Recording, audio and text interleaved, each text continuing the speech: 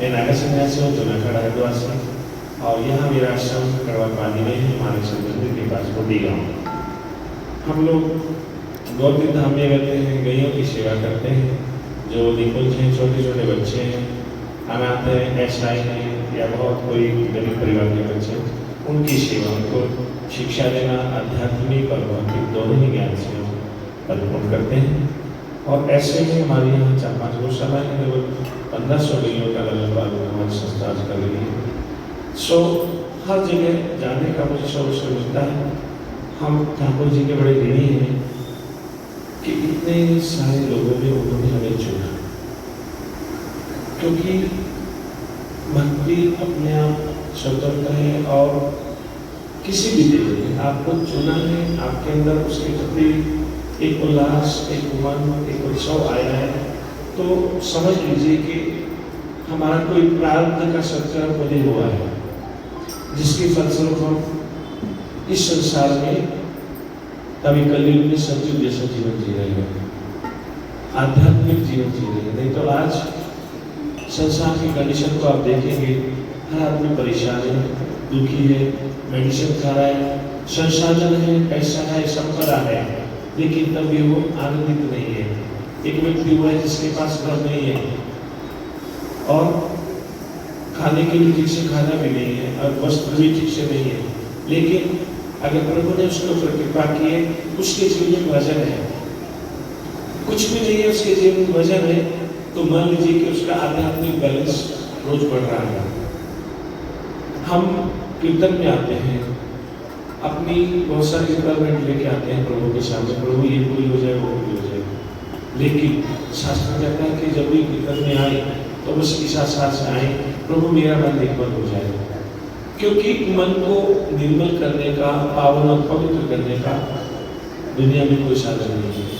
कोई डिटर्जेंट कभी किसी कंपनी ने नहीं बनाया है, संसार की और चीजें बनाई हैं, बॉडी लोशन बनाए हैं, बालों के तरह तरह के लोशन है, डिटर्जेंट है कपड़ों के, लेकिन मन को धोने का कोई लोशन, कोई डिटर्जेंट नहीं है। जिस व्यक्ति ने कीर्तन में आकर के अपने मन को पावन किया, पवित्र किया, बस वो एक साधक है। अच्छा, वो उस इष्ट का, उस देव का भक्त है। लोग कीर्तन में आते, कई बार गाते नहीं, आपने भी देखा होगा, हम भी देखते हैं, मौन बैठे रहते हैं, ताली अगर बजाएंगे तो ऐसी बिल्कुल नीम ऊर्जा वाली, उसमें ऊर्जा नहीं है, उसमें जोश नहीं है। क्यों? क्योंकि मन के ऊपर न जाने कितने जन्मों का जो क्लिष्टता है, जो एक पाप चढ़ा हुआ है, वो उसको जाने नहीं देता। क्यों? क्योंकि हर किसी को रहने के लिए जगह चाहिए। जो हमारे केवल पाप संताप है, उनको भी रहने के लिए जगह चाहिए। नाम है तो रूप भी है। कई लोग कहते हैं नहीं, ऐसा नहीं है, पर मैं इस चीज को मानता हूँ, जिसका नाम है उसका रूप भी है, उसे जगह चाहिए। मन के ऊपर उस क्लिष्टता के कारण हम वजन नहीं कर पाते। आते हैं, इष्ट का दर्शन करते हैं, प्रसाद खाते हैं, लेकिन वजन नहीं करते। वजन वही कर पाते हैं जिन पर अति कृपा होगी। आनंदित वही हो पाते हैं जिन पर अति कृपा होगी। कृपा से संसार के बहुत सारे साधन मिल जाएंगे, कूड़ा करकट मिल जाएगा, घर संपदा पौधा सब कृपा से मिल जाएंगे, लेकिन आध्यात्मिकता, मन को पुलकित करने वाला, आत्मा को पुलकित करने वाला पल, ये अति कृपा से प्राप्त होगा।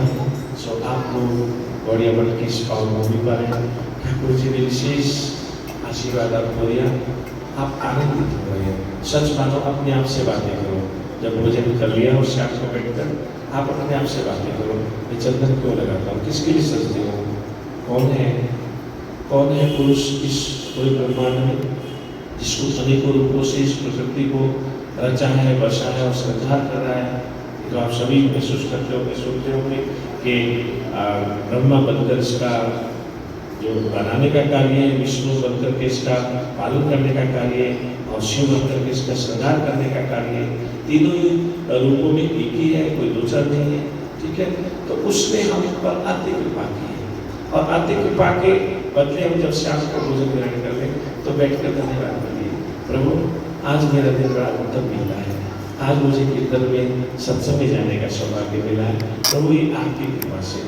एक बार नहीं, कई श्वासों से धन्यवाद करेंगे तो उसका भी लाभ मिलेगा। कई लोग क्या करते हैं, भोजन ग्रहण कर रहे हैं, इधर टीवी चल रहा है, इधर फोन चल रहा है, इधर चक चक चक बातें चल रही है, कोई तरीका नहीं है, तो उससे जीवन में आनंद नहीं आ पाएगा, जीवन आध्यात्मिक नहीं बन पाएगा। लाख में कितने चंदन लगाऊं, लाख में कितनी वस्तु दान करूं, नहीं, आनंद नहीं हो पाएगा। समर्पण के भाव से भोजन ग्रहण कर या हम समाधि में जा रहे हैं, सोने जा रहे हैं, बस उस समय बैठकर वज्रासन में बैठ रही, भोजन के बाद वज्रासन आप सब समझते होंगे, भोजन के बाद केवल इसी आसन में बैठा जा सकता, और कुछ पल के लिए बातें करिए अपने आप से, ठाकुर जी से धन्यवाद करिए पूरे दिन का, प्रभु आज मेरा दिन बड़ा अच्छा बीता।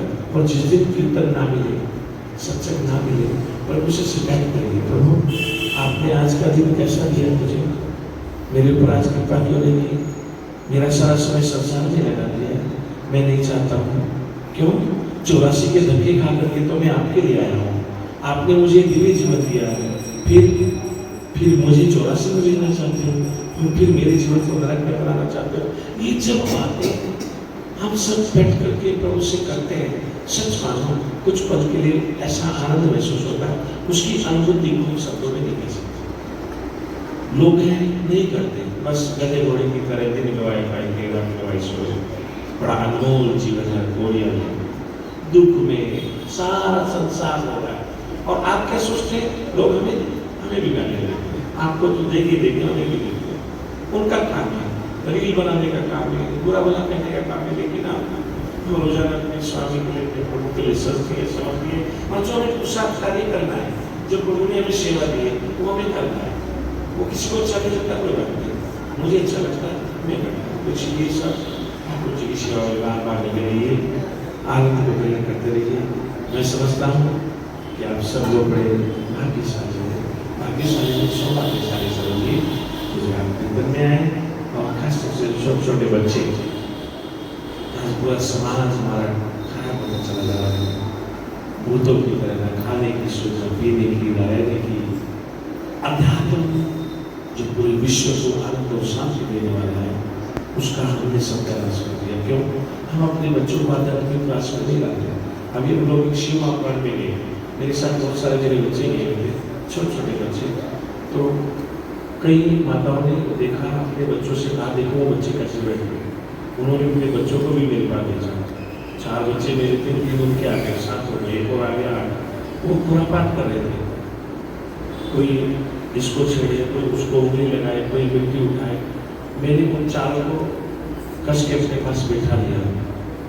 माँ है वो, उसका कुम्हार है, उसको सांचे में डालना नहीं चाहता, नहीं, उसके लाड में, उसके प्रेम में इतनी पागल है कि उसके ऊपर किसी तरह का भी चोट नहीं लगाना चाहती। जब तक वो उसको चोट नहीं लगाएगी, उसके अंदर से वो एक प्रतिभा कभी निकल कर नहीं आएगी, बिल्कुल नहीं आएगी। एक लोहार को कोई लोहे का टुकड़ा कैसे आग में जलाता है, कैसे पीटता है, वो आकार में रहता है। तब मैंने उनको कई बार टोका टाकी करके बैठाया, और आधा घंटा तक जब वो बैठे तो अपने आप को कुछ महसूस किया होगा उनकी माताओं ने। तो हम जो आने वाली जनरेशन उसको आध्यात्म सिखाएंगे, अपने घर में आध्यात्मिक चर्चाएं, आध्यात्मिक माहौल, आध्यात्मिक बातें और शास्त्रों के बारे में ज़्यादा हम अपने बच्चों को, बच्चियों को सिखाएं। एक दूरदर्शन एक संगठन चलाता हूँ, कल परसों हमने एक ध्यान पकड़ा, 5 लड़कियां सनातनी, इनका बेड़ा गर्क कर दिया, 6ठी एक नाजरीन मुसलमान से शादी की, मतलब उससे जेल में डलवाया। ऐसे कारनामे क्यों रहे? क्योंकि हमारे बच्चों को अध्यात्म के बारे में नहीं पता, बच्चों को नहीं पता। जिस दिन बच्चों को अध्यात्म के बारे में पता चल जाएगा, सच मानो कोई उसे टच नहीं कर सकता, वही दुर्गा होगी, वही शिवाजी होगा। इसलिए सब लोग कुछ आध्यात्मिक चर्चा करें। मेरे पास बहुत कुछ कहने के लिए, लेकिन समय नहीं है, इसके लिए आपसे साधुवाद।